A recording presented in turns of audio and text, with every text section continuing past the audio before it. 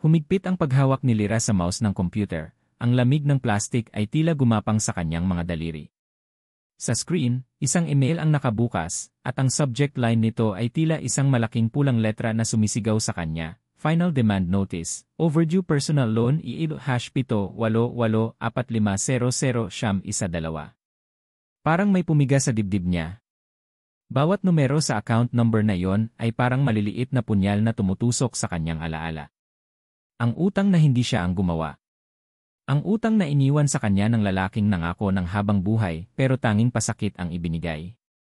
Isang malalim na hininga ang kanyang pinakawalan, pero imbes na gumaan ang kanyang pakiramdam, lalo lang siyang sinakal ng hangin na nagmumula sa air conditioner ng opisina.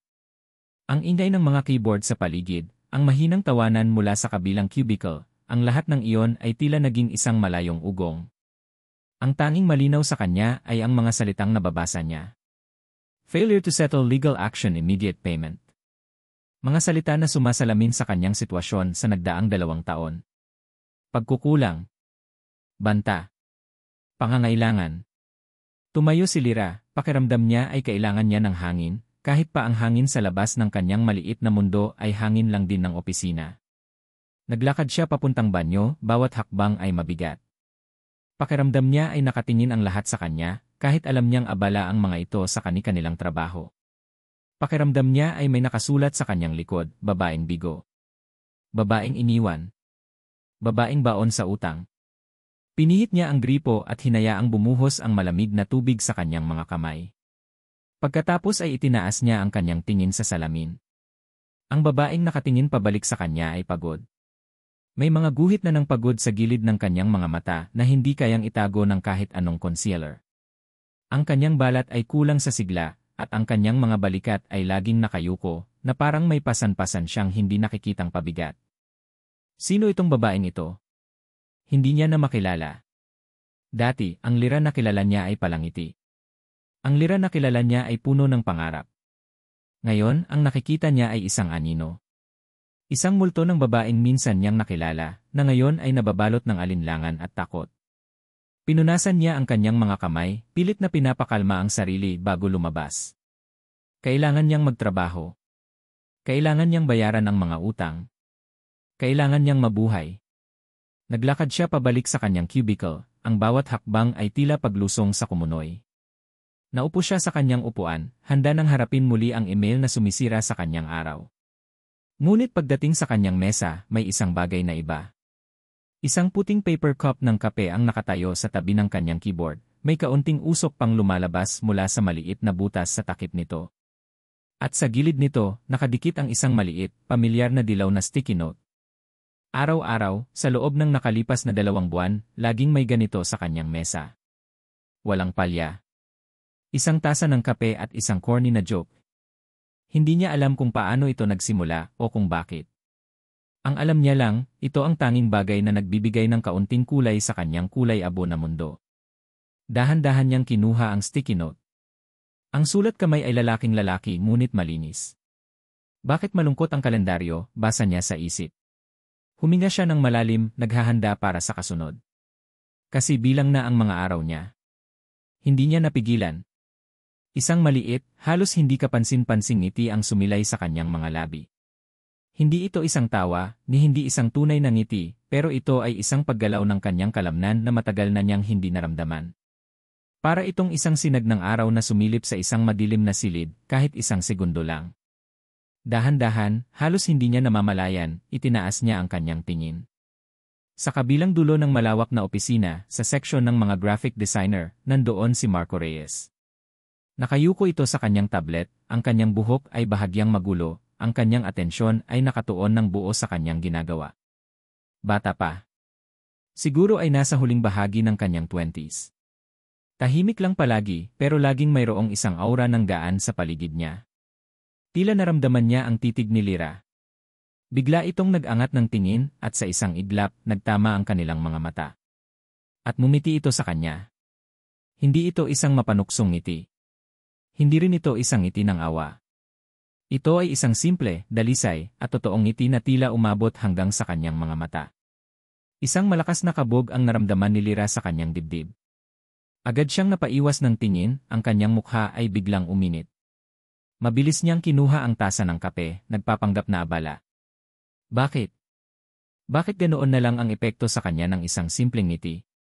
Matagal na siyang manhid. Matagal na siyang nagtayo ng pader sa paligid niya. Tiningnan niyang muli ang dilaw na sticky note na nasa kanyang kamay. Babaliktarin na sana niya ito para itapon, nang mapansin niyang may sulat din pala sa likod. Mas maliit ang pagkakasulat sa likod, tila nag-aalangan, tila idinagdag sa huling sandali. Pwede ba kitang yayain magkape sa labas bilang kaibigan, Ma'am Lyra? Napatitig si Lyra sa mga salita. Ang ingay ng opisina, ang bigat ng kanyang utang, ang lahat ay biglang naglaho. Ang tanging natira ay ang tanong na nakasulat sa maliit na piraso ng papel. Isang tanong na mas nakapagpakabog sa kanyang puso kaysa sa final demand notice na natanggap niya kanina. Nakatitig si Lyra sa maliit na piraso ng papel na parabang ito'y isang bombang sasabog anumang oras. Ang simpleng tanong ay tila may sariling bigat, isang bigat na dumadagan sa pasan-pasan niya ng problema. Kaibigan. Ang utak niya ay sumisigaw. 40 anyos ka na, Lyra. Siya, mukhang wala pang 30. Anong pagkakaibigan ang nakikita niya sa'yo? Isang pamilyar na takot ang gumapang sa kanyang sikmura. Ang takot na maging katatawanan. Ang takot na umasa. Ang takot na muling masaktan. Alam niya ang ganitong mga simula. Nagsisimula sa matatamis na salita, sa maliliit na pabor at nagtatapos sa pagkawasak. Sa isang iglap ng galit, galit sa sarili, galit sa sitwasyon, ay mabilis niyang nilukot ang sticky note. Isang maliit na dilaw na bola ng papel. Walang pag-aalinlangan, itinapon niya ito sa basurahan sa ilalim ng kanyang mesa. Tapos ang usapan. Walang kape. Walang kaibigan. Walang gulo. Gumaan ang kanyang pakiramdam. Sandali. Pero habang sinusubukan niyang ibalik ang kanyang atensyon sa email ng bangko, ang imahe ng nakalukot na papel ay hindi maalis sa kanyang isipan. Ang sulat kamay ni Marco. Ang ngiti nito. Ang 2 buwan ng kape na walang hinihinging kapalit. Napapikit siya ng mariin. Huwag kang maging tanga, Lyra. Pero may isang bahagi sa kanya, isang napakaliit at halos patay ng bahagi, ang bumubulong. Paano kung totoo? Paano kung iba siya? Makalipas ang 10 minuto ng pagtatalo sa sarili, hindi na niya natiis. Maingat siyang yumuko, na parang isang magnanakaw sa sarili niyang cubicle, at kinuha ang bola ng papel mula sa basurahan. Dahan-dahan niya itong binuklat sa ilalim ng kanyang mesa, pilit na iwinawasto ang mga lukot. Nandoon pa rin ang tanong, naghihintay. Uy, Lyra. Seryoso na yan, ah. Pati basurahan kinakausap mo na. Napapitlag si Lyra sa boses ni Cynthia mula sa kabilang cubicle. Mabilis niyang itinago ang papel. Ha? Hindi, ah. May nahulog lang. Sus, kunwari ka pa, tukso ni Cynthia, na ngayon ay nakatayo na sa gilid ng kanyang mesa, may mapanuring ngiti. Nakita ko na yung special delivery mo. Iba na talaga ang Lyra Santos. May pakape at pajoke na, may payaya pa. Ano nang sabi mo? Umoo ka na ba? Pakiramdam ni Lyra ay umakyat lahat ng dugo sa kanyang mukha. Cynthia, ano ka ba? Trabaho lang to, baka bored lang yung tao. Bored? 2 buwan ng board. Halos tumawa si Cynthia. Lyra, gumising ka nga. Kitang-kita naman sa mga tingin ng batang yon na type ka niya. At huwag mong sabihin hindi mo napapansin. Sa'yo lang siyang umingiti ng ganoon. Ang mga salita ni Cynthia, kahit pabiro, ay parang mga dagang tumutusok sa lobo ng kanyang pagtatanggol. Type ka niya. Ang mga salitang iyon ay parang bawal, parang kasalanan. Paano siya magugustuhan ng isang tulad ni Marco? Isang bata, masigla, na may buong hinaharap pa. Samantalang siya, isa ng damaged goods. Tigilan mo ko, Cynthia. Marami akong ginagawa, sabi ni Lyra, pilit na ibinabalik ang tingin sa computer screen. Alam niyang kailangan niyang tapusin ito. Kailangan niyang kausapin si Marco. Kailangan niyang tanggihan ito ng maayos para matigil na ang lahat. Hindi na niya kayang dalhin pa ang ganitong klaseng atensyon. Sa buong maghapon, palihim niyang sinusulyapan ang pwesto ni Marco. Naghahanap ng tiyempo. Sa wakas, nang makita niyang tumayo ito at naglakad papuntang pantry, tumibok ng malakas ang kanyang puso. Ito na yon. Sumunod siya, ang bawat hakbang ay tila may sariling bigat. Nadatnan niya si Marco na nagsasalin ng tubig sa baso. Nakatalikod dito sa kanya. Marco, tawag niya, at nagulat siya sa sarili niyang boses. Mahina at nanginginig. Humarap si Marco, at sa mukha nito ay bakas ang gulat, na agad napalitan ng isang maaliwalas ng ngiti. Ma'am Lyra. Hi. Ang Ma'am Lyra na yon. Ang formalidad na yon ang nagbigay sa kanya ng lakas ng loob. Tama. Ito ang tamang distansya. About sa note mo kanina ni. Panimula niya, pilit na pinapanatiling propesyonal ang kanyang tono. Ah, yun ba? Tila nahiya si Marco, napakamot sa kanyang batok. Sorry kung nabigla kita. Naisip ko lang It's okay, putol ni Lyra, bago pa siya magbago ng isip. I appreciate the thought. Talaga. At salamat sa kape araw-araw. Pero pasensya na, hindi pwede. Nakita niya ang bahagyang paglaho ng ngiti sa mukha ni Marco. Ah, ganoon ba? May gagawin ka ba? Pwede naman sa ibang araw. Hindi. Hindi sa ganoon, mabilis niyang sabi. Huminga siya ng malalim. Marco, I see you as a colleague. Isang mabait at magaling na kasamahan sa trabaho. And I want to keep it that way. Professional. Isang mahabang katahimikan ang namagitan sa kanila. Ang tanging maririnig ay ang ugong ng ref sa pantry. Tiningnan siya ni Marco, at sa mga mata nito ay wala siyang makitang pagkainis o pangungutya. Ang nakita niya ay pag-unawa at isang bakas ng lungkot na lalong nagpag-guilty sa kanya. Okay, sabi nito sa wakas, isang simpleng salita na puno ng bigat. Kung yan ang gusto mo. Pero pwede bang kahit ngayon lang? 5 minuto lang. Sa coffee shop sa baba. Bilang huling pabor. Hindi alam ni Lyra kung bakit, pero tumango siya. Ang paglalakad papunta sa coffee shop ay puno ng alanganing katahimikan.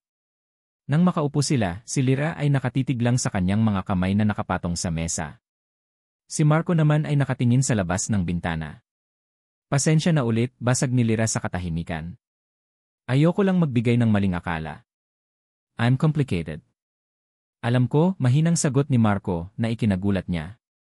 Humarap ito sa kanya at sa pagkakataong ito, ang mga mata nito ay seryoso. Walang ngiti. Ma'am Lyra. Lyra. Alam kong mas matanda ka sa akin. Alam kong galing ka sa isang mahirap na sitwasyon. Nakikita ko sa mga mata mo. Nakikita ko sa paraan ng pagyuko mo kapag naglalakad ka, na parang ayaw mong may makapansin sayo. Nakikita ko. Natigilan si Lyra. Pakiramdam niya ay hinubaran siya sa harap ng maraming tao. At hindi ako nagbibiro, patuloy ni Marco, ang kanyang boses ay kalmado, ngunit puno ng determinasyon. Ang mga joke ko, corny, alam ko. Pero ang intensyon ko, hindi. Tiningnan siya ni Marco ng diretsyo sa mata, at sa sandaling iyon, nawala ang lahat ng ingay sa paligid. Hindi kita niyaya magkape dahil gusto ko lang ng kasama sa break. Bawat salita ay tumatagos sa pader na matagal na niyang itinatayo. Niyaya kita dahil ikaw ang babaeng gusto kong makasama habang buhay. Huminto ang mundo ni Lyra. Ang hangin ay tila naubos sa kanyang baga. Isang binatang halos hindi niya kilala ang nagsasabi ng mga salitang minsan nang ipinangako sa kanya, mga salitang nagdulot sa kanya ng pinakamatinding sakit.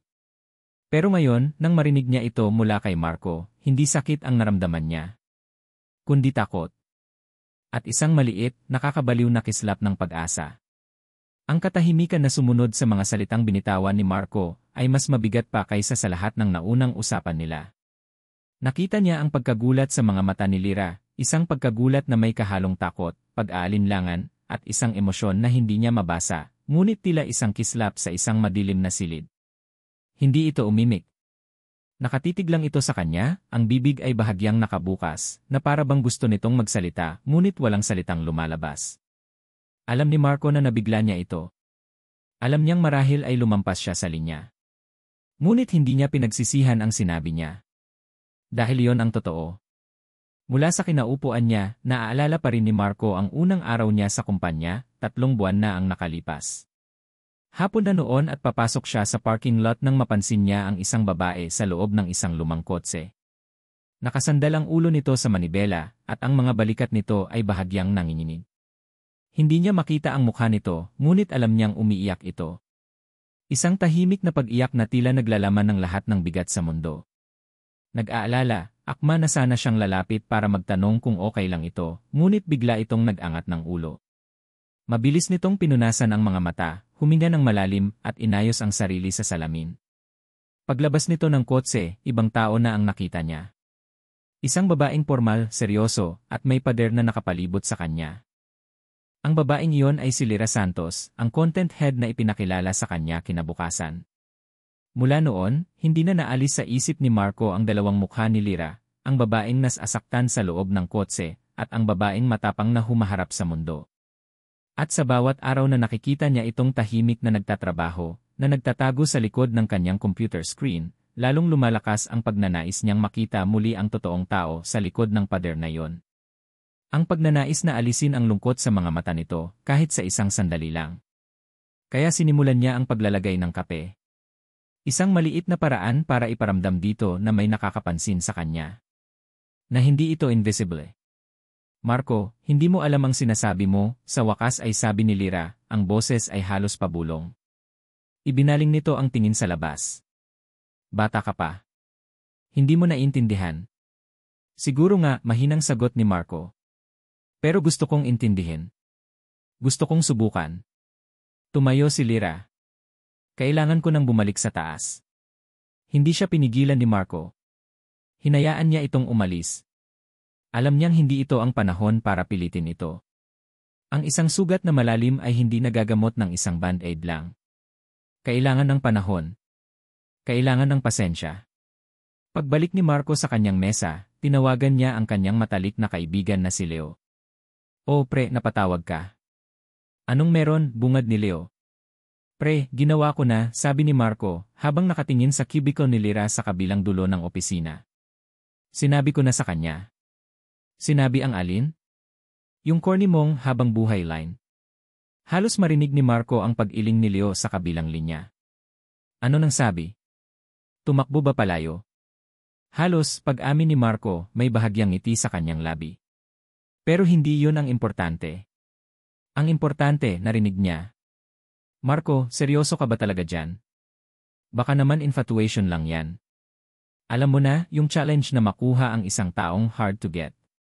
"Hindi, pre," mariing sagot ni Marco.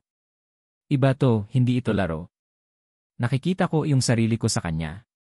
Yung pakiramdam na mag-isa ka kahit napapaligiran ka ng mga tao. Gusto ko lang siyang tulungan na makita ulit yung halaga niya." Kinabukasan, walang kape sa mesa ni Lyra. Gaya ng inaasahan ni Marco, iniwasan siya nito buong araw. Hindi ito tumitingin sa direksyon niya. Kung magkakasalubong sila sa hallway, yumuyuko ito at nagmamadaling maglakad. Nasaktan si Marco pero naintindihan niya. Binigyan niya ito ng espasyo. Ngunit hindi ibig sabihin noon ay susuko na siya. Nang sumunod na araw, Biyernes, nag-email siya dito. Ang subject, "For your consideration, Ma'am Lyra." Ang laman ng email ay hindi mga salitang matatamis. Isa itong link sa isang online art exhibit. Modern Filipina Artists, Strength in Vulnerability. Sa ilalim ng link may maikli siyang mensahe, "Naisip lang kita." Walang pressure. Kung gusto mo lang tumingin. Have a great weekend. Iyon lang. Isang hakbang paatras. Isang paalala na hindi siya namimilit, na ang intensyon niya ay hindi lang tungkol sa romantikong panunuyo. Dumating ang Sabado at walang reply. Linggo, wala pa rin. Nagsimula ng isipin ni Marco na baka tuluyan na niyang naitaboy si Lyra.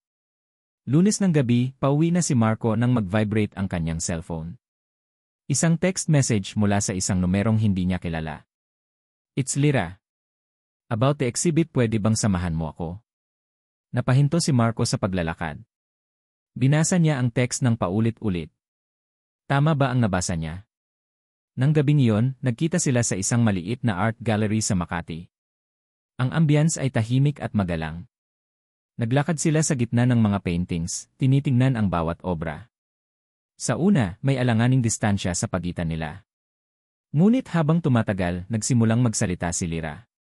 "Tignan mo to," sabi niya, nakaturo sa isang painting ng isang babaeng may mga bitak sa mukha, pero mula sa mga bitak ay may tumutubong mga bulaklak. "It's beautiful."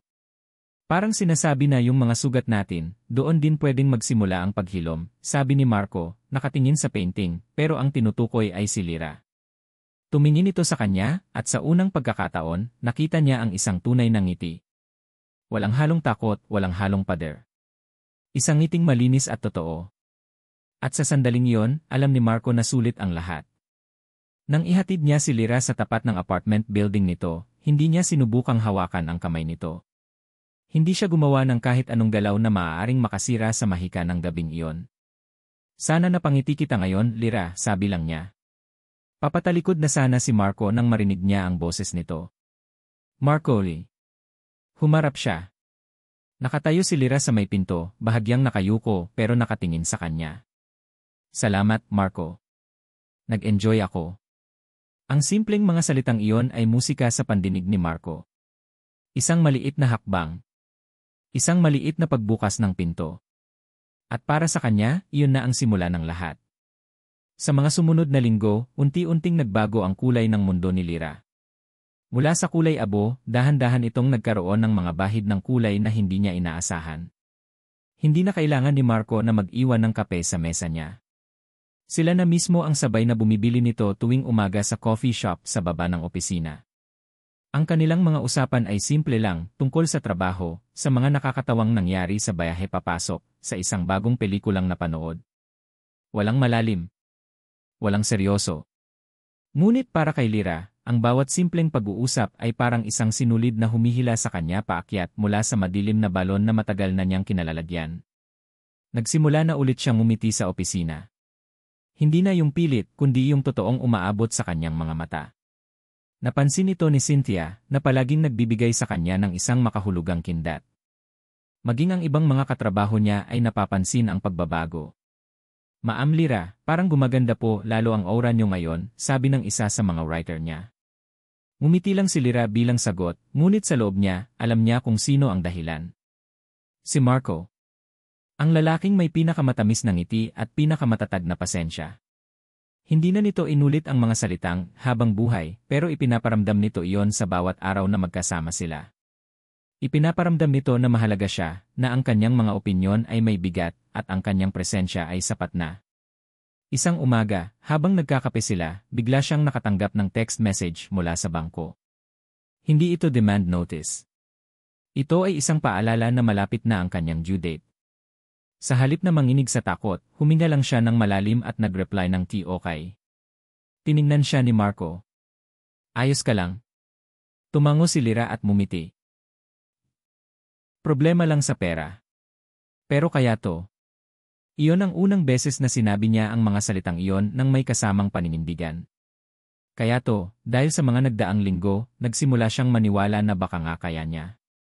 Ang pag-asang iyon ay lalong lumakas ng hapong iyon. Ipinatawag ni Sir David, ang kanilang big boss, ang lahat ng department heads para sa isang emergency meeting. Puno ng sigla ang conference room. Ang mukha ni Sir David ay hindi maipinta sa sobrang tuwa. Good afternoon, team, masayang bati nito. I have great news. For the past month, we've been pitching to one of the biggest real estate developers in the country. At kaninang umaga lang they said yes. We got the account. Nagpalakpakan ang lahat. Ito ang pinakamalaking kliyente na nakuha ng kumpanya sa loob ng 5 taon.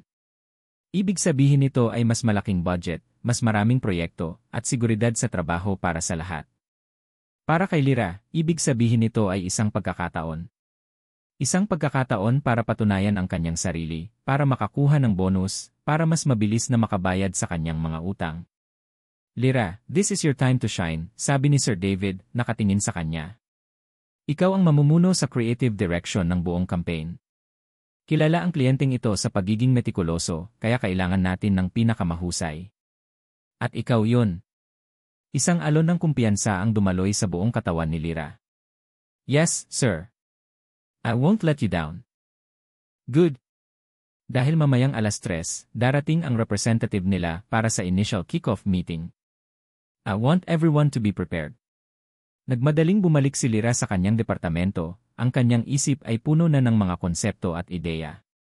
Pinasalamatan niya sa isip si Marco, dahil ang mga usapan nila tungkol sa sining at buhay ay nagbigay sa kanya ng bagong inspirasyon. 3:00 ng hapon, handa na ang lahat sa conference room.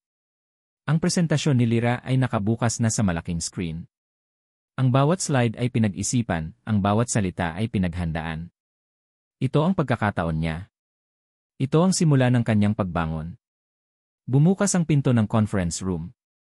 Pumasok si Sir David, at sa likod niya ay isang lalaking matangkad, nakasuot ng isang mamahaling itim na suit. Ang kanyang buhok ay maayos na nakaslick back. Ang kanyang mga sapatos ay makintab. Ang kanyang presensya ay nagpapahiwatig ng kapangyarihan at yaman. At ang kanyang mukha. Ang kanyang mukha ay ang mukha na gabi-gabi niyang nakikita sa kanyang mga bangungot. Nabitawan ni Lyra ang hawak niyang ballpen. Ang tunog ng pagbagsak nito sa sahig ay parang isang putok ng baril sa sobrang katahimikan. Nanlamig ang kanyang mga kamay.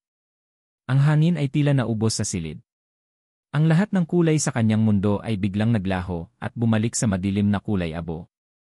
Team, I'd like you to meet our new client, masayang anunsyo ni Sir David, hindi napapansin ang pamumutla ni Lyra. The Vice President for Marketing of Cruz Land Holdings. Victor Cruz. Ngumiti si Victor, isang ngiting hindi umabot sa kanyang mga mata. Iglinaro niya ang kanyang tingin sa buong silid, at nang huminto ito kay Lyra, ang kanyang ngiti ay naging isang mapanuyang ngisi. Lumapit siya sa mesa, iniabot ang kamay kay Sir David. Thank you, David.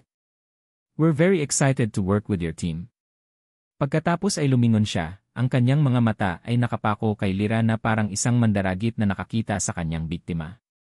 Lumakad siya palapit dito, at sa bawat hakbang niya, pakiramdam ni Lyra ay lumiliit siya, bumabalik sa babaeng walang kwenta na laging ipinapamukha sa kanya ni Victor. Sa harap ng lahat, iniabot ni Victor ang kanyang kamay, hindi para makipagkamay, kundi bilang isang paanyaya na halikan ito. Lyra Santos, sabi niya, ang kanyang boses ay malambing ngunit puno ng lason, sapat na para marinig ng lahat. It's a pleasure to be working with my ex-wife. Isang nakabibinging katahimikan ang bumalot sa buong conference room. I'm sure, dagdag ni Victor, habang tinititigan si Lyra na ngayon ay nanginginig na sa kinaupuan, this will be very productive partnership. Ang mga salita ni Victor ay parang isang bato na ibinagsak sa isang tahimik na lawa, at ang mga alon nito ay gumapang sa bawat sulok ng conference room. Naramdaman ni Lyra ang mga mata ng kanyang mga kasamahan, mga matang puno ng gulat, kuryosidad at awa. Lalo na ang awa. Iyon ang pinakakinasusuklaman niya. Napilitan siyang tumayo, ang kanyang mga tuhod ay nanginginig. Hindi niya tinanggap ang kamay ni Victor. Sa halip, yumuko lang siya ng bahagya. Cruz, sabi niya, ang kanyang boses ay halos hindi lumabas. Welcome to our agency. Isang mabilis na kislap ng inis ang dumaan sa mga mata ni Victor bago ito ngumiti ulit. Please, Lyra. Call me Victor. After all, we're family. Or we were. Ang tawa ni Sir David ay pilit at alanganin, sinusubukang pagaanin ang tensyon.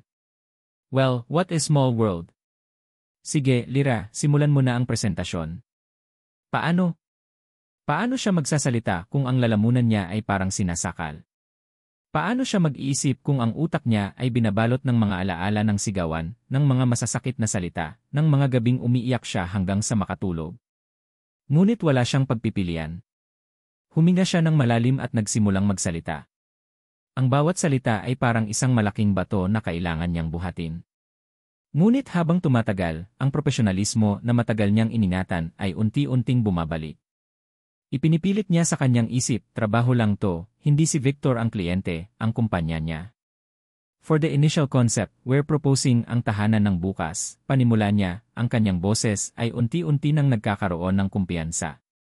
Inilipat niya ang slide, ipinapakita ang isang mood board ng mga masayang pamilya, mga makabagong disenyo, at mga luntiang kapaligiran.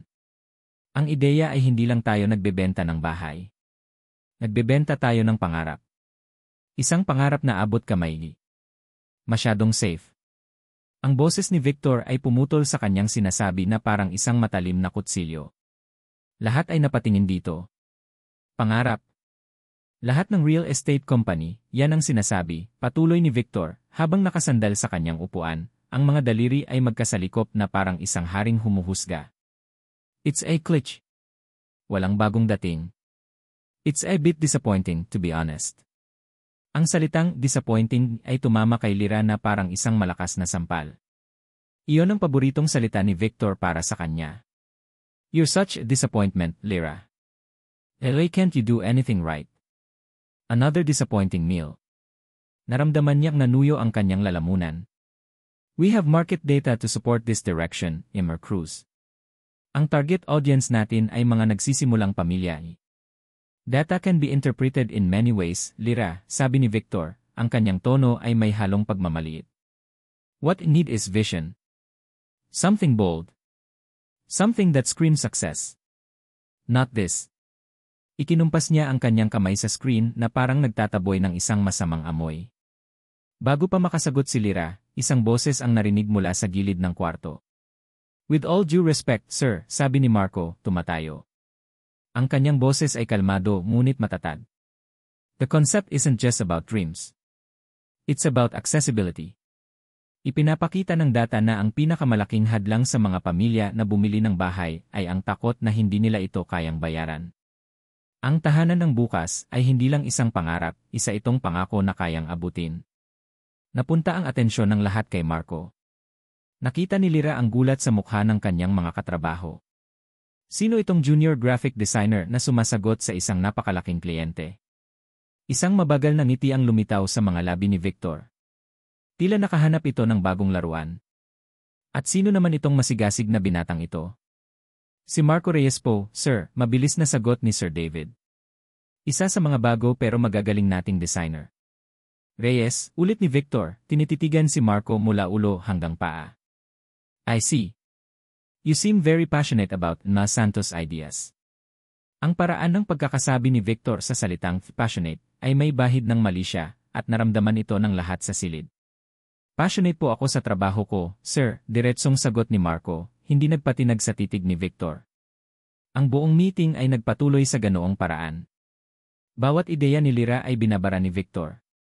Bawat pagtatanggol ni Marco ay sinasagot ni Victor ng mga pahiwatig na may isang bagay sa pagitan nilang dalawa. Naging isang korte ang conference room at si Lyra ang nasasakdal. Pagkatapos ng meeting, halos takbuhin ni Lyra ang pabalik sa kanyang cubicle. Gusto niyang magtago. Gusto niyang maglaho. Sumunod sa kanya si Marco. Lyra, okay ka lang? Huwag, sabi ni Lyra, hindi tumitingin dito. Huwag mo na sanang ginawa yon. Ang alin? Ang ipagtanggol ka, tanong ni Marco, hindi makapaniwala. Ang pakialaman ang hindi mo laban, biglang sabi ni Lyra, ang kanyang boses ay puno ng pinipigilang galit at hiya. Nakita mo ba ang nangyari? Lalo mo lang siyang binigyan ng dahilan para paglaruan ako. Kami. Ayan ang gusto niya, Marco. Ang makita akong dehado. Ang makita akong kailangan ng tulong. Kaya please hayaan mo na ako. Kaya kong harapin to ng mag-isa. Alam niyang hindi totoo ang sinabi niya. Ngunit kailangan niyang sabihin yon. Ang pagpapakita ng kahinaan sa harap ni Victor ay isang pagkakamali. Ang pagtanggap ng tulong mula kay Marco ay parang pag-amin sa pagkatalo. Tumalikod siya, ngunit bago pa siya makalayo, nakita niya ang sakit sa mga mata ni Marco. Kinagabihan, bago umuwi, binuksan ni Lyra ang kanyang email. May isang bagong mensahe. Mula kay Victor Cruz. Ang subject, feedback. Nanginginig ang kanyang kamay habang kiniklik niya ito. Ang laman ng email ay hindi isang formal na feedback. Wala itong komento tungkol sa presentasyon. Isa lang itong pangungusap. You're still the same disappointment you've always been. Napayuko si Lyra sa kanyang mesa. Walang luhang lumabas. Tanging isang nakakabinging katahimikan sa loob ng kanyang dibdib. At ang pakiramdam na ang lahat ng kulay na dinala ni Marco sa kanyang buhay ay muling binubura, isang piraso, ng multo ng kanyang kahapon. Nang bigla siyang makarinig ng mga yabag. Nang iangat niya ang kanyang tingin, nakita niya si Marco, nakatayo sa di kalayuan, papalapit sa pantry. Nag-aalangan. Gusto niyang tumakbo pero ang kanyang mga paa ay tila nakapako sa sahig. Tumayo siya at sumunod, hindi alam kung bakit. Sa pantry, habang nakatalikod siya, sinusubukang pigilan ang mga luhang nagbabantang bumagsak, narinig niya ang boses ni Marco sa kanyang likuran. Mahinahon. Puno ng pag-aalala. Huwag mong hayaang sirain kanya ulit, sabi nito. Nandito ako. Naramdaman niya ang init ng kamay nito na papalapit sa kanyang balikat, isang kilos ng pag-alo. Ngunit bago pa man dumampi ang kamay nito, bumukas ang pinto ng pantry.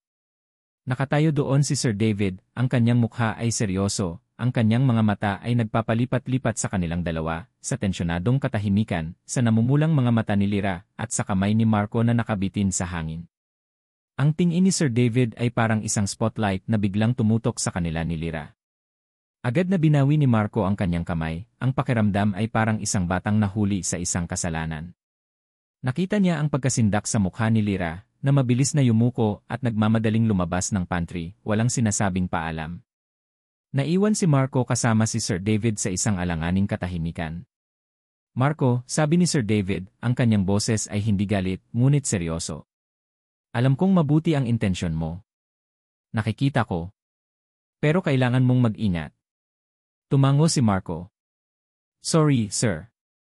Hindi ka sa akin dapat mag-sorry, sabi ni Sir David, bumuntong hininga. Kilala ko si Lyra. Matatag yan. Pero lahat ng tao may hangganan. At si Emir Cruz mukhang alam niya kung saan ang mga buton na pipindutin. Ang pagiging hayagan mo sa pagtatanggol sa kanya, baka lalo lang makasama. Ginagamit niya yan laban sa inyo. Ang mga salita ni Sir David ay tumama kay Marco. Tama siya. Ang ginawa niya sa meeting ay hindi nakatulong. Naging isang bala lang ito para kay Victor. Ang pagiging emosyonal at hayagan ay hindi ang paraan para labanan ang isang taong tulad ni Victor na nasisiyahan sa pagpapahirap sa iba. Kailangan niyang mag-isip. Kailangan niyang gumamit ng ibang armas. Kinagabihan, hindi umuwi si Marco. Naiwan siya sa opisina, ang liwanag lang mula sa kanyang computer screen ang nagbibigay ilaw sa kanyang pwesto. Sa halip na gumawa ng mga disenyo, ang binuksan niya ay mga spreadsheets, mga ulat ng market research, at mga artikulo tungkol sa real estate trends. Kung gusto ni Victor ng T-Vision na sinusuportahan ng S-Data, iyon ang ibibigay niya. Pinag-aralan niyang muli ang proposal ni Lyra. Tama ito. Ang konsepto ay matibay.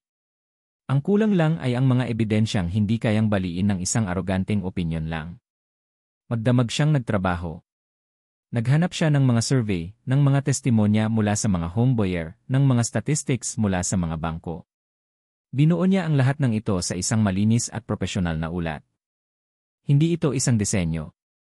Isa itong sandata na gawa sa katotohanan. Kinabukasan, bago magsimula ang follow-up meeting, hindi niya ito ibinigay kay Lyra. Sa halip, dumiretso siya kay Sir David. Sir, may inihanda po akong supporting documents para sa konsepto ni Ma'am Lyra, sabi niya, iniabot ang folder. Baka makatulong po ito para masagot ang mga agam-agam ni Emir Cruz. Tiningnan ni Sir David ang mga dokumento, at habang binabasa niya ito, unti-unting lumitaw ang paghanga sa kanyang mukha. Marco, this is brilliant. This is exactly what we need. Sa meeting, gaya ng inaasahan, sinimulan na namang atakihin ni Victor ang bawat punto ni Lyra. Ngunit sa pagkakataong ito, bago pa man makapagsalita si Marco, si Sir David na ang sumagot. Actually, Victor, sabi ni Sir David, habang ipinapamahagi ang mga kopya ng ulat na ginawa ni Marco, we anticipated your concerns about the concept being safe. Kaya naman nag-compile kami ng karagdagang data. Kung titignan niyo sa page 3, 78% of first-time homebuyers prioritize affordability and a sense of community over boldness. Ang konsepto ni Lyra ay hindi safe. It's strategic. Natigilan si Victor. Binuklat niya ang mga papel, ang kanyang mukha ay nagpapakita ng inis. Wala siyang masabi. Ang bawat posibleng pag-atake niya ay may katapat na sagot sa ulat. Isang sagot na hindi galing sa emosyon ng isang junior designer, kundi sa lohika na iniharap mismo ng big boss. Napatingin si Lyra kay Marco mula sa kabilang dulo ng mesa. Walang salitang namutawi sa kanila, ngunit sa mga mata ni Lyra, nakita ni Marco ang isang mensahe ng pasasalamat.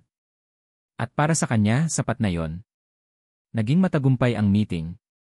Napilitan si Victor na aprubahan ang initial concept, bagamat halatang napipilitan lang. Nang gabing iyon, habang nag-aayos na si Marco ng kanyang gamit para umuwi, nagring ang kanyang cellphone. Si Lyra. Hello, sagot niya, ang kanyang puso ay biglang bumilis. Salamat, sabi ni Lyra sa kabilang linya. Ang kanyang boses ay mahina, ngunit malinaw. Salamat sa ginawa mo kanina. Wala yon, sabi ni Marco. Team tayo, di ba? Isang mahabang katahimikan.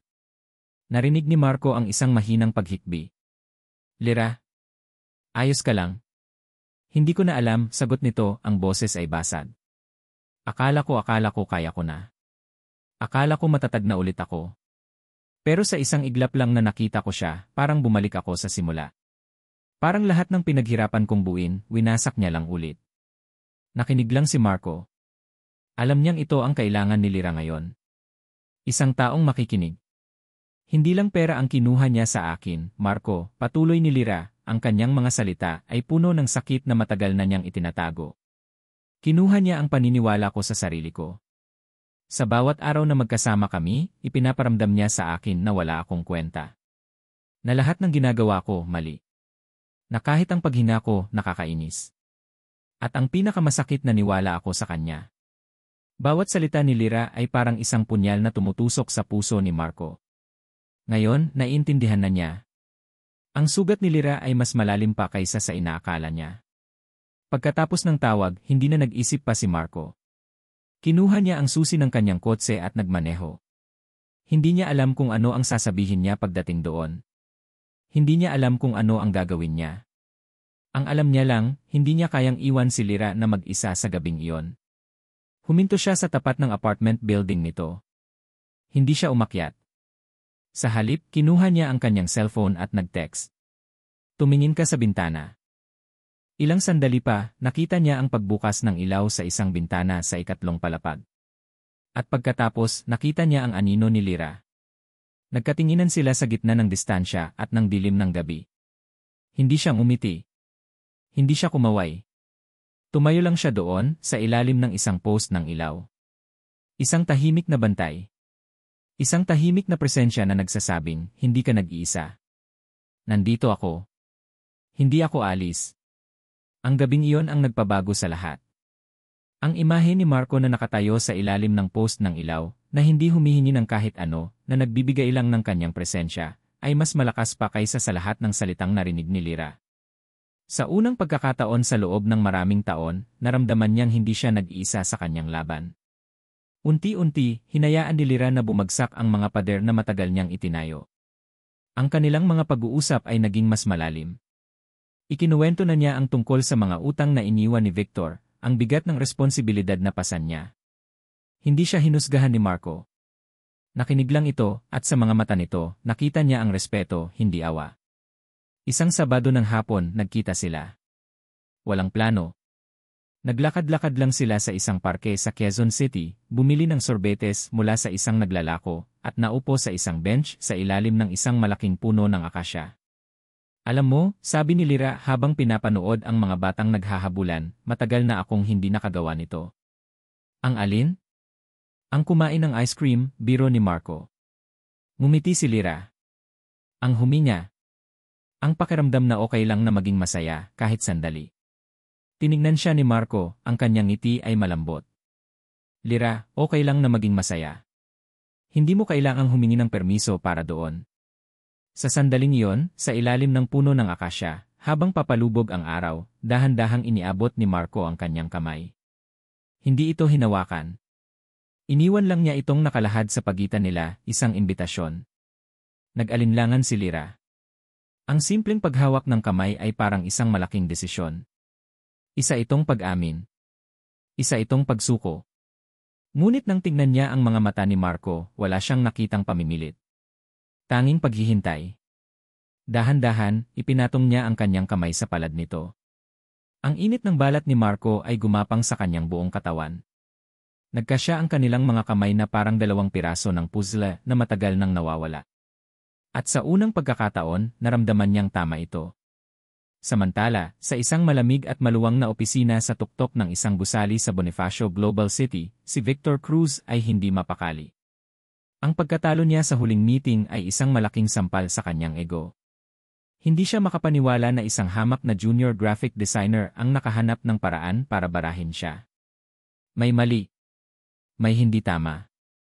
Anong nalaman mo? Tanong ni Victor sa kanyang private investigator sa kabilang linya ng telepono. Sir, malinis po ang record ni Marco Reyes, sagot ng investigador. Nagtapos sa isang magandang universidad, major in multimedia arts. Walang criminal record. Ang tanging kapansin-pansin ay nag-iisang anak siya. Hindi yan ang kailangan ko, sigaw ni Victor. Alamin mo ang lahat. Saan siya nakatira? Sino ang mga magulang niya? Ano ang kinakain niya sa almusal kung kinakailangan? There's something off about this kid, and I want to know what it is. Ibinaba ni Victor ang telepono ng may panggigigil. Ang imahe ni Lyra at Marco, ang paraan ng pagtingin nila sa isa't isa sa conference room, ay paulit-ulit na bumabalik sa kanyang isipan. Hindi niya gustong bumalik kay Lyra. Ang pagsasama nila ay isang pagkakamali. Ngunit ang ideya na ang babaeng minsan niyang pag-aari, ang babaeng paulit-ulit niyang sinabihan na walang kwenta, ay maaaring maging masaya sa piling ng iba. Lalo na sa isang mas bata, mas gwapo, at tila mas matalino sa kanya. Hindi niya matanggap. Ito ay usapin ng pride. Kung hindi niya kayang mapasaya si Lyra, dapat walang sinuman ang makakagawa nito. Makalipas ang 2 araw, isang sobre ang dumating sa opisina ni Victor. Sa loob nito ay isang folder na naglalaman ng mga dokumento at litrato. Binuksan niya ito ng may pananabik. Ang unang pahina ay ang tunay na profile ni Marco Reyes. At sa ilalim ng pangalan ng kanyang ama, nakasulat ang isang pangalan na halos magpatalon kay Victor sa kanyang upuan, Mariano Reyes, CA, Axis Media Group. Ang Axis Media Group ang parent company ng advertising agency kung saan nagtatrabaho si Lyra. Isang mabagal at masamang ngiti ang gumuhit sa mga labi ni Victor. Ito na. Ito ang alas niya. Sunod niyang tiningnan ang mga litrato.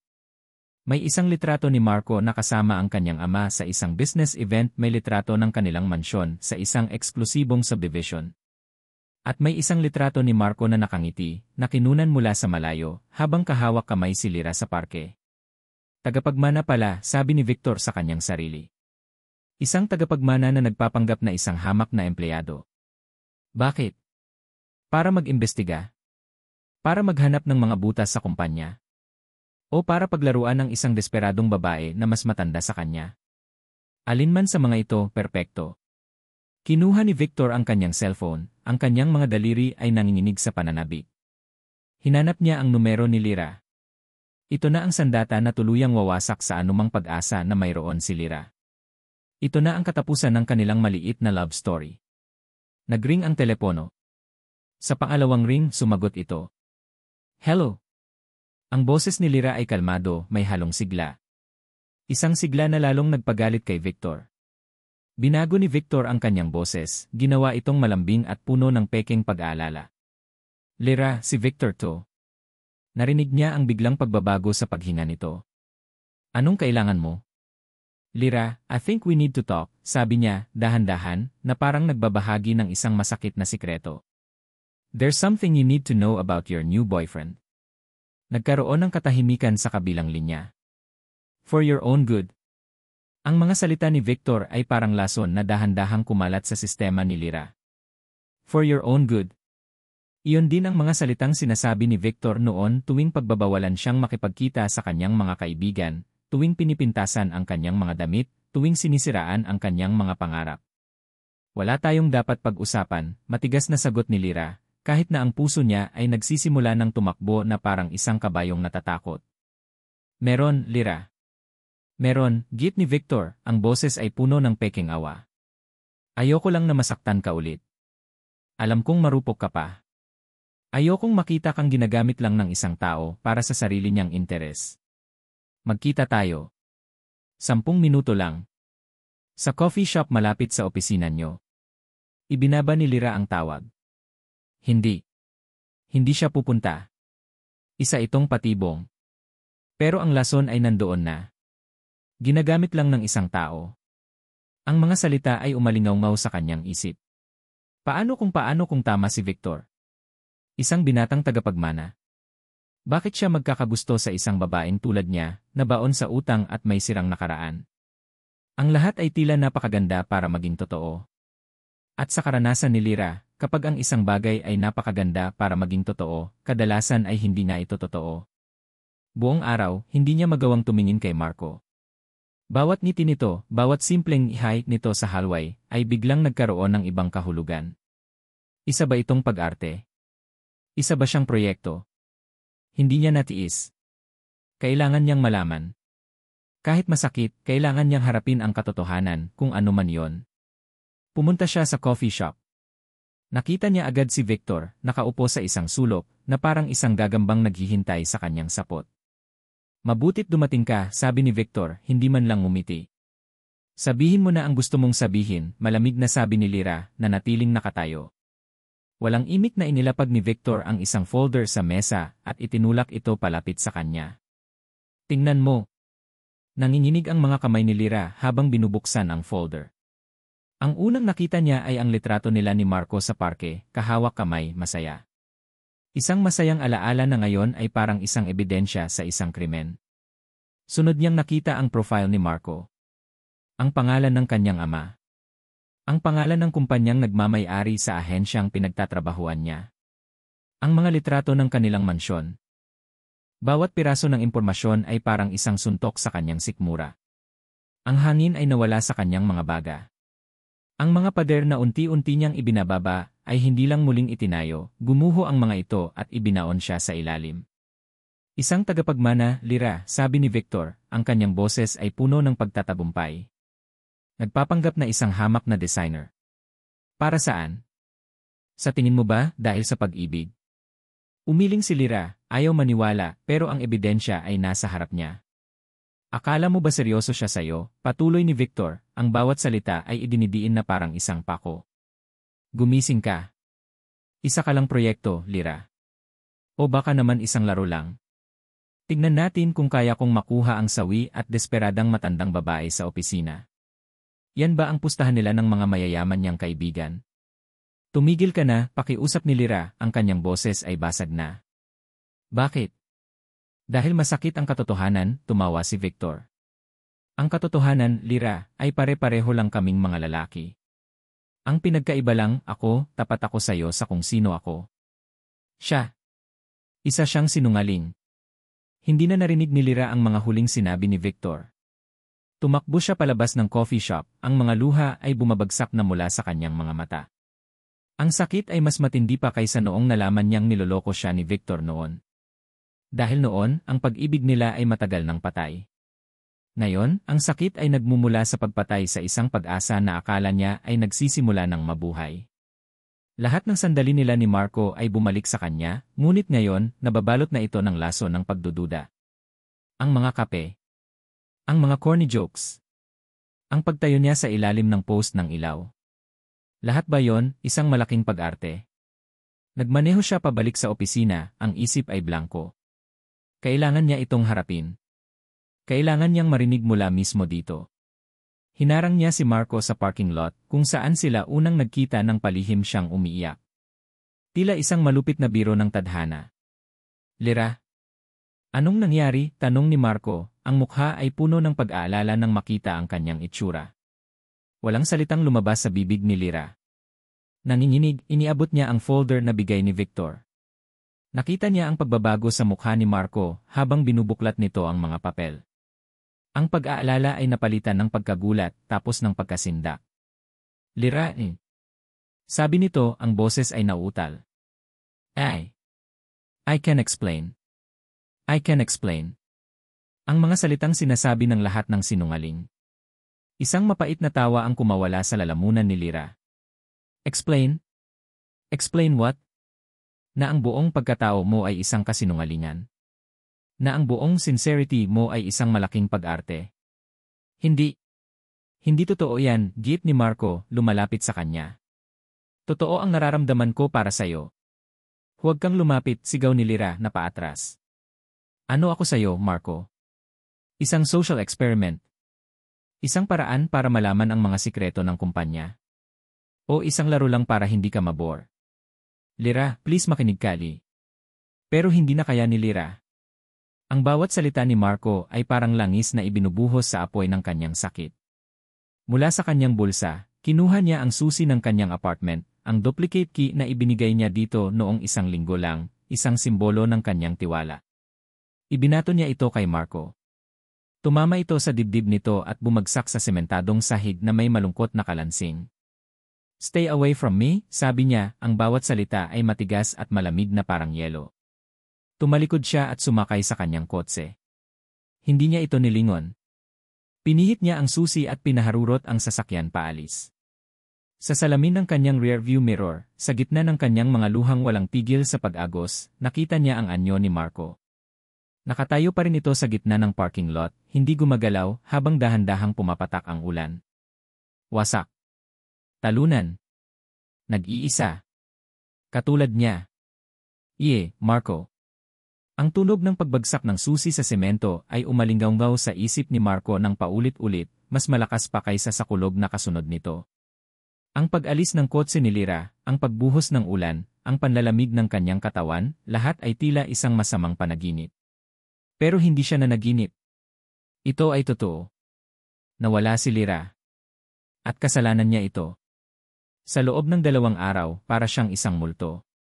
Pumasok siya sa trabaho, pero ang isip niya ay lumilipad. Sinubukan niyang tawagan si Lyra, pero hindi nito sinasagot. Nag-text siya, nag-email, nagmakaawa. Walang tugon. Ang pader na pinaghirapan niyang tibagin ay muling itinayo, mas mataas, mas matibay, at sa pagkakataong ito, wala na siyang pinto na mahahanap. Naintindihan niya ang galit nito. Pero hindi niya matanggap ang pagkatalo. Hindi sa ganitong paraan. Hindi sa kamay ni Victor. Sa 3 araw, gumawa siya ng isang desisyon. Hindi na sapat ang mga salita. Kailangan niyang kumilos. Nagmaneho siya papunta sa opisina ng kanyang ama. Ang gusali ng Axis Media Group ay nagpahiwatig ng kapangyarihan, isang kapangyarihan na lagi niyang iniiwasan. Pero ngayon, kailangan niya ito. Marco, anong ginagawa mo rito? Tanong ng kanyang ama, si Emir Mariano Reyes, na nagulat nang makita siyang pumasok sa kanyang malawak na opisina. Akala ko ba ayaw mong tumuntong dito hanggat hindi mo napatutunayan ang sarili mo? Dad, I need your help, diretsong sabi ni Marco, walang paligoy-ligoy. Ikinuwento niya ang lahat. Ang tungkol kay Lyra, ang kanyang nakaraan, ang tungkol kay Victor, at ang tungkol sa paninira nito. Hindi niya itinago ang kanyang pagkakamali. Inamin niya ang kanyang kasinungalingan. Nakinig ng mabuti ang kanyang ama. Nang matapos si Marco, hindi ito nagalit. Sa halip, isang malalim na pag-aalala ang baka sa mukha nito. Anak, ang pag-ibig ay hindi isang laro na itinatago, sabi nito. Pero naiintindihan ko ang intensyon mo. At ang Victor Cruz na ito, hindi ko gusto ang paraan ng pagnenegosyo niya. Kung kaya niyang gawin yan sa isang tao, kaya niya ring gawin yan sa isang kumpanya. Anong gagawin natin? Tanong ni Marco. Hindi tayo, pagtatama ng kanyang ama. Ikaw. Ito ang laban mo. Pero bibigyan kita ng armas. Lyra. 2 araw na hindi pumasok sa trabaho si Lyra. Nagdahilan siyang may sakit siya, pero ang totoo, wala siyang lakas na bumangon. Ang kanyang apartment ay naging isang kulungan. Ang bawat sulok ay may alaala ni Marco, ang tasa ng kape na binili nila, ang librong pinag-usapan nila, ang unan kung saan niya isinandal ang ulo habang kausap ito sa telepono. Sa bawat pag-vibrate ng kanyang cellphone, umaasa siyang si Marco iyon, at kasabay nito, natatakot siyang si Marco nga iyon. Ang kanyang puso at isip ay naglalaban. Sinasabi ng isip niya na niloko siya. Pero bumubulong ang puso niya, paano kung hindi? Sa 3 araw, habang nakatitig sa kisam, isang bagay ang nagbago sa kanya. Pagod na siyang umiyak. Pagod na siyang maging biktima. Ang ginagawa ni Victor, ang ginawa ni Marco, wala na siyang kontrol doon. Pero may isang bagay siyang kayang kontrolin, ang sarili niya. Kung ito na ang katapusan, tatapusin niya ito ng nakatayo, hindi nakaluhod. Bumangon siya. Naligo. Nagbihis. Binuksan niya ang kanyang laptop at sinimulang ayusin ang kanyang presentasyon para sa final meeting mamaya. Ngunit sa pagkakataong ito, hindi niya ito ginagawa para kay Victor. Hindi niya ito ginagawa para sa kumpanya. Ginagawa niya ito para sa sarili niya. Para patunayan sa sarili niya na ang halaga niya ay hindi nakadepende sa opinyon ng kahit sinong lalaki. Pumasok siya sa opisina ng may bagong determinasyon. Ang kanyang mga mata ay medyo magapa, ngunit ang kanyang mga balikat ay tuwid. Ang mga tingin ng kanyang mga katrabaho ay puno ng tanong, ngunit hindi niya sila pinansin. Dumiretso siya sa conference room. Nandoon na ang lahat. Si Victor, nakaupo sa dulo ng mesa na parang isang hari. At si Marco, nakatayo sa isang sulok, ang mga mata ay nakatuon sa kanya. Nag-iwas siya ng tingin. Mabutit nakarating ka, Lira, sabi ni Victor, may ngisi sa labi. Akala ko nagkasakit ka dahil sa pagkabigla. Hindi sumagot si Lira. Inilagay niya ang kanyang laptop sa mesa. Well, let's get this over with, sabi ni Victor, ibinagsak ang isang folder sa mesa. After careful consideration, Noy Company has decided to terminate the contract. Your agency's internal issues and lack of cohesive vision are too much of a risk. Bago pa man makapag-react si Sir David, bumukas ang pinto ng conference room. Pumasok si Emer Mariano Reyes, ang CEO ng Axis Media Group. Lahat ay natigilan. Si Victor ay tila nakakita ng multo. Emer Reyes. What a surprise, sabi ni Sir David, napatayo. Please, continue, sabi ni Emer Reyes, naupo sa tabi ni Sir David, ang kanyang mga mata ay nakatuon kay Victor. I'm just here to observe. Ang kumpiyansa ni Victor ay biglang naglaho. Ngunit si Marco ay humakbang pasulong. Actually, Dad, M.L. Cruz, sabi ni Marco, ang kanyang boses ay malinaw at malakas. Bago ninyo i-terminate ang kontrata, may gusto lang kaming ipakita. Sa screen, ipinakita ni Marco ang mga email. Mga email na ipinadala ni Victor sa mga dati nitong supplier, na nagrereklamo sa mga maliliit na bagay para lang makakuha ng discount. Mga testimonya mula sa mga dati nitong partner na nagsasabing hindi ito nagbabayad ng tama. Isang trail ng pambubuli at pananamantala sa negosyo. Ang internal issues na sinasabi mo, Emer Cruz, ay ikaw mismo ang gumagawa, sabi ni Marco. At ang lack of vision ay isang kasinungalingan para lang sirain ang isang tao na wala namang ginagawa sa'yo. Tumawa si Victor, isang tawang desperado. At sino ang paniniwalaan nyo? Itong batang to na nagsinungaling tungkol sa pagkatao niya. O ako, ang kliyente nyo? Tumingin siya kay Lira na parang hinahamon ito. Lira, tell them. Sino ang nagsasabi ng totoo? Ito na ang sandali. Lahat ay nakatingin sa kanya. Ang kanyang nakaraan at ang kanyang hinaharap ay nagbanggaan sa puntong ito.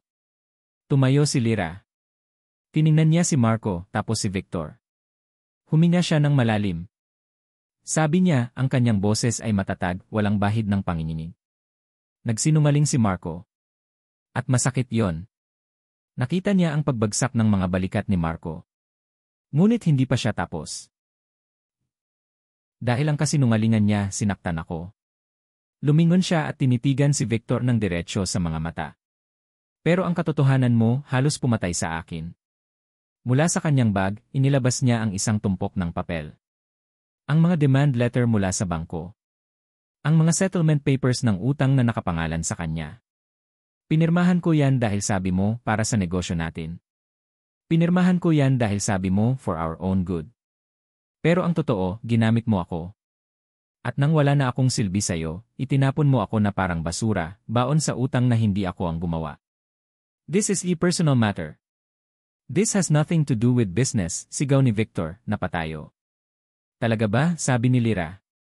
Ang paninira mo sa trabaho ko, personal yon. Ang paggamit mo sa posisyon mo para ipahiya ako, personal yon. Ang pinagkaiba lang natin, Victor, ay tapos na akong maging biktima mo. Tumingin si Emer Reyes kay Victor, ang kanyang mukha ay malamig na parang bato. Emer Cruz, sa tingin ko, kami na ang magte-terminate ng anumang posibleng ugnayan sa'yo. Security. 2 guard ang pumasok. Habang hinihila nila si Victor palabas, napahinto ito sa tapat ni Lira. This isn't over, bulong nito, ang mga mata ay nag-aapoy sa galit. Sagot ni Lira, hindi nagpatinag. Katatapos lang. Para sa akin. Pagkaalis ni Victor, ang katahimikan na naiwan sa conference room ay hindi na tensyonado. Ito ay isang katahimikan ng pagtatapos. Parang isang malakas na bagyo ang katatapos lang, at ang natira ay ang amoy ng basang lupa at ang pangako ng isang bagong umaga. Walang nagsalita. Si Sir David ay nakatingin kay Lira ng may paghanga. Si Emer Reyes ay tumango lang sa kanya, isang kilos ng respeto. At si Marco nakatayo pa rin siya sa sulok, nakatingin sa kanya. Sa mga mata nito ay may halong saya, lungkot, at isang tanong na hindi nito masabi. Pero hindi pa handa si Lira na sagutin ang tanong na yon. Ang laban niya kay Victor ay tapos na. Pero ang laban sa loob niya ay hindi pa. Kinabukasan, isang balita ang kumalat sa opisina. Nag-resign si Marco Reyes. Hindi ito nagpaalam sa kanya ng personal. Ngunit nang dumating si Lira sa kanyang mesa, may isang puting sobreng nakapatong doon. Ang pangalan niya lang, Lira, ang nakasulat sa labas, sa pamilyar na sulat kamay na minsan nang nagdulot sa kanya ng kilig at sakit. Dinala niya ang sobre sa banyo, sa parehong lugar kung saan niya tiningnan ang kanyang pagod na refleksyon ilang buwan na ang nakalipas. Ngayon, habang nakatingin siya sa salamin, iba na ang babaeng nakikita niya.